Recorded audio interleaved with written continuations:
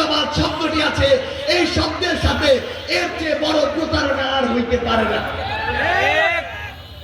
আমরা এই বাংলাদেশে আমাদের তরুণ প্রজন্মের জন্য কর্মসংস্থান চাই। এই কর্মসংস্থানের যৌক্তিক দাবি নিয়ে জুলাই অভ্যুত্থান ছিল। এখনো যদি এই কর্মসংস্থান না হয়, এই তরুণ প্রজন্মকে যদি আমি চাকরির ব্যবস্থা না করতে পারি, আমার যে বাপ মা তার সন্তানকে নিয়ে একটা চাকরির জন্য চিন্তায় দিনের পর দিন পার করছে, সেটা যদি সমাধান না করতে পারি, তাহলে এই সরকার কোনোদিন সফল সরকার হইতে পারে না। এবং পরিশেষে আরেকটা কথা বলতে চাই, আমার এই প্রজন্মকে মাদক থেকে বাঁচাইতে হবে। প্রত্যেকটা জেলা উপজেলা ইউনিয়নে ক্ষমতাসীন দলের আমরা নেতাদেরকে দেখি তারা মাদকের বিরুদ্ধে কথা বলে, কিন্তু ওই নেতাদের মধ্যেই প্রত্যেকটা ইউনিটে 5-10টা নেতা আছে যারা দিনের বেলা মাদকের বিরুদ্ধে কথা বলে, আর রাতের বেলা মাদক ব্যবসার লাভের ভাগের টাকা নেই।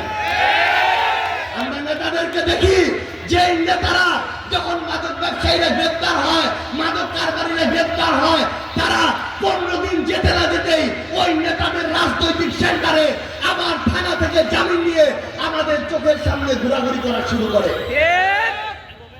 আমাদের তরুণ প্রজন্মকে বাঁচানোর এই লড়াইয়ে যারা পিছন থেকে আসল বাধা, তাদের বিরুদ্ধে যদি আমরা দাঁড়াইতে না পারি, এই তরুণ প্রজন্ম বাঁচবে না, এই বাংলাদেশে কোনোদিন ঠিক হবে না। পরিশেষে শুধু আপনাদেরকে এইটুকু বলি, আমরা একটা দেশের পরিবর্তন চাই, কিন্তু যখন শিক্ষা প্রতিষ্ঠানগুলো রাজনৈতিক অযোগ্য নেতারা দখল করে নেয়, আমরা কথা বলি না। আমরা হাসপাতালে সেবা পেতে চাই, কিন্তু ওই হাসপাতালের খাবারের টেন্ডারটা একটা রাজনৈতিক ক্ষমতাসীন দলের নেতা নিয়ে যখন সেখানে এমন খাবার দেয় যেটা নিয়ে মানুষ আর অসুস্থ হয়ে যায়, তখন আমরা কথা বলি না। আমরা আমার দেশের থানায় পরিবর্তন চাই, কিন্তু ক্ষমতাসীন দলের নেতারা যখন থানাকে তার কলের মাধ্যমে অপব্যবহার করে পুলিশদেরকে দলীয় পেটুয়া বাহিনী বানায়, তখন আমরা কথা বলি না। আমরা যদি কথা না বলি, এই দেশ কোনোদিন পরিবর্তন হবে না। আমরা কি কথা বলতে পারবো? আমরা কি প্রতিবাদ করতে পারবো? বগুড়ার মানুষ কি ইনসাফের পক্ষে দাঁড়াতে পারবে?